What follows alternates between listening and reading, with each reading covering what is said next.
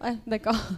J'ai crié dans le micro. Donc oui, je voulais commencer par un petit mot de remerciement parce que, comme je le disais, je mesure à peine la dimension historique de cette rencontre. Je voulais vous remercier des graines que vous êtes en train de semer et parce que précisément, moi, c'est important de dire d'où je parle avant d'aborder cette question de la Nakba continue. Donc moi, je suis une descendante de la Nakba. Ma famille a été expulsée des territoires qui appartiennent aujourd'hui à Israël et on a été placé dans des camps en Syrie. Et je suis née dans un de ces camps, le camp de Nerab. Et donc je le dis avec beaucoup d'émotion. En venant là, je me suis juste dit que j'aurais voulu que mes grands-parents voient avant de mourir ce qui se fait ou ce qui est en train d'émerger aussi. Donc je parle aussi en ayant un peu cette charge de toutes les personnes qui sont dans ces lieux et qui ont moyen d'espérer avec ce qui est en train de se faire, notamment ici. Et voilà, je voulais avoir une pensée pour eux.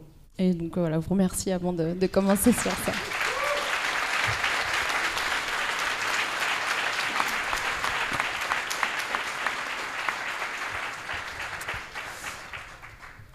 Édouard Saïd disait de la Shoah que c'était la catastrophe européenne et il disait de la Nakba que c'était la catastrophe du monde arabe. Pour le premier cas, il s'agit d'une extermination. Pour le deuxième, il s'agit d'une disparition. Et je crois que les morts et vivants des deux catastrophes se regardent aujourd'hui d'une certaine manière. Et pour moi, la Nakba est le seul cadre opérant pour appréhender la question palestinienne. Et je vais vous expliquer pourquoi. Précisément parce que la Nakba est une mécanique de disparition et que tout ce qui s'en est suivi s'inscrit en réalité dans cette entreprise de disparition, d'effacement de la question du sujet palestinien et qui se matérialise de différentes manières, donc avec aujourd'hui la question de la colonisation, l'occupation, l'apartheid et maintenant le génocide. Mais pour moi, le seul cadre opérant, c'est véritablement cette Nakba. Donc le terme Nakba, comme je le disais, veut dire catastrophe. C'est Constantin Zoré, qui est un intellectuel syrien, qui l'a posé pour la première fois en disant que c'était la mère de toutes les catastrophes, notamment dans le cadre du nationalisme arabe. Et c'est Elias Khouri, un intellectuel libanais, qui en 2011 va commencer en tout cas à théoriser, parce que c'est un pan de recherche aujourd'hui, ce terme de Nakba continue, c'est plus qu'un terme, c'est vraiment un concept.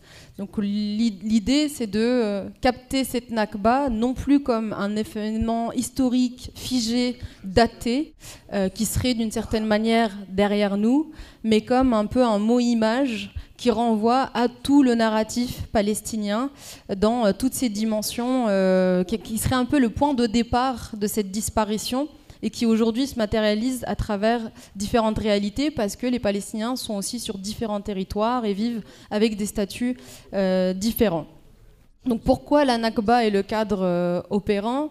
Et si vous voulez, moi j'ai même envie de dire que moi je dis souvent que je suis née en colère. Je suis née en colère parce que j'ai été très vite confrontée à l'oubli. L'oubli, c'est le début de la disparition. Et quand je suis arrivée en France, j'ai dû systématiquement faire ce travail d'éducation, de pédagogie. Pour survivre en tant que réfugiée palestinienne, il fallait commémorer la Nakba quotidiennement. Ce n'est pas une fois par an. Quand on est réfugié palestinien, on n'attend pas le mois de mai pour commémorer la Nakba. Quand on est réfugié palestinien, précisément parce qu'on est dépossédé de sa terre, dépossédé de son identité, dépossédé de tout lien avec la terre, cette commémoration, elle se fait tous les jours. Et par ailleurs, il y a quelque chose qui s'opère en nous, je crois, surtout quand on quitte les camps, c'est que si on n'entretient plus ce lien, on peut se voir disparaître en nous-mêmes, d'une certaine manière. Et le camp représente à la fois cette disparition, puisqu'il vient matérialiser cette expulsion des Palestiniens de leur terre. Et donc c'est une preuve matérielle de tout un peuple qui a été dépossédé de cette terre. Mais en même temps, le camp, c'est l'espace de survie.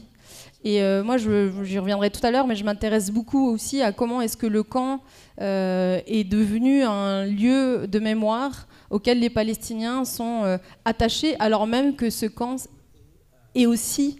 c'est aussi une mécanique, il y a aussi une mécanique de disparition dans le camp, parce que de génération en génération, il y a des choses qui se perdent, et précisément parce qu'on n'a plus les moyens d'être attaché à sa terre.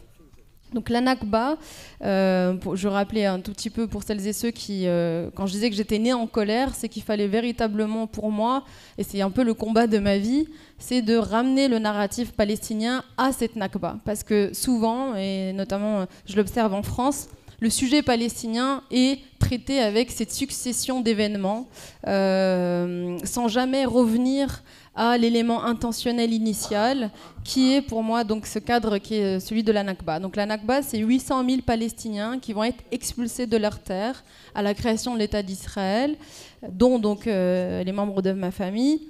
Pourquoi on parle de catastrophe? Parce que c'est 800 000 sur 1,4 million. Donc la dimension, elle est là, c'est-à-dire que c'est plus de la moitié du peuple palestinien qui se retrouve à ce moment poussé à l'exil et chassé de sa terre.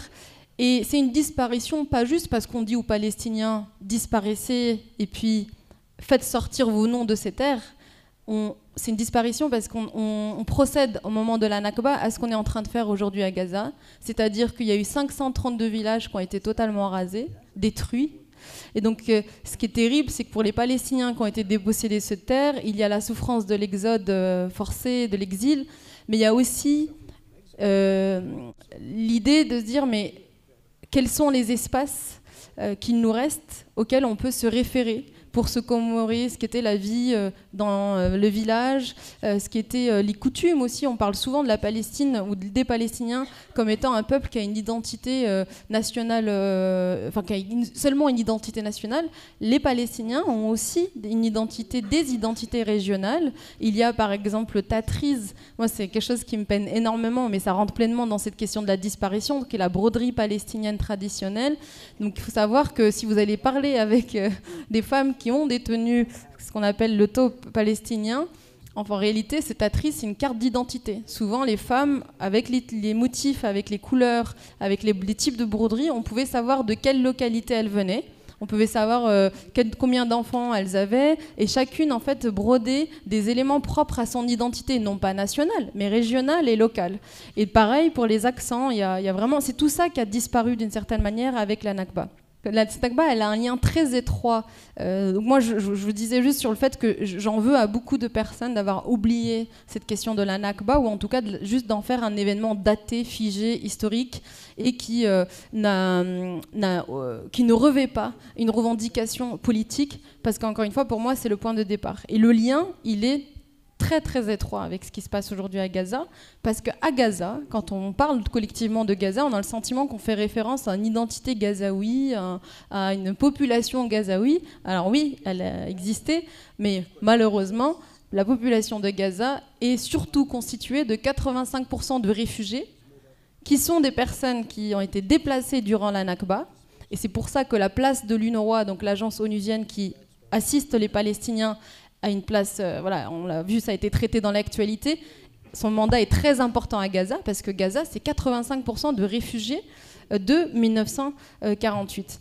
Et ce que j'ai trouvé intéressant, qui a été complètement occulté dans les médias, c'est que parce que moi j'ai un pied en Orient, un pied en Occident, donc j'arrive un peu à écouter les deux sons et après je remixe. Mais du coup, dans le monde arabe, on a entendu donc les termes qui avaient été utilisés par le Hamas au moment où il y a eu le 7 octobre.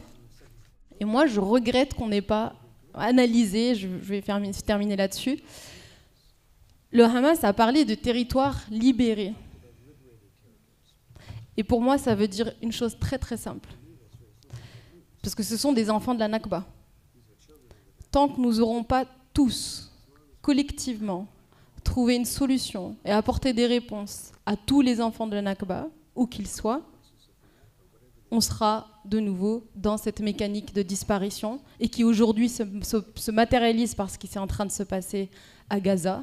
Et très peu de personnes ont analysé ça avec cette dimension justement historique. Et je crois qu'on commet tous une erreur gravissime à ne pas comprendre, à ne pas analyser, à ne pas intégrer ce point de départ qui est celui de la Nakba pour saisir ce qui est en train de se jouer dans les sociétés palestiniennes.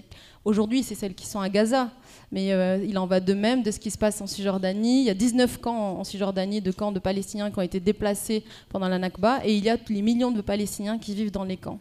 Et donc, il faut absolument qu'on comprenne ce qui se passe dans ces sociétés palestiniennes, parce que le point de départ, le point de narratif qui est celui de la dépossession, de la disparition, et restera toujours cette question de la Nakba. Et donc c'est à ce titre-là qu'on parle de Nakba continue. Je vous remercie.